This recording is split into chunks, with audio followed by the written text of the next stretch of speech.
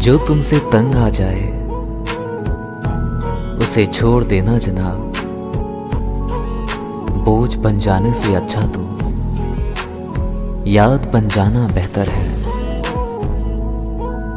आएंगे याद तुझे एक बार फिर से हम, जब तेरे खुद के लिए फैसले ही तुझे सताने लगेंगे। सच बोलते हैं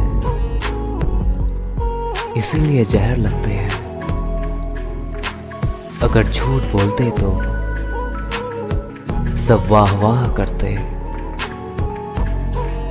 तुम्हारे कपड़े भी उतारे जाएंगे और जिस्म भी चूमा जाएगा, पर जो संवारते जुल्फें तुम्हारी तो समझ जाना कि इश्क है। बर्दाश्त नहीं होता तुम्हें किसी और के साथ देखना। बात शक की नहीं सुना, मेरे हक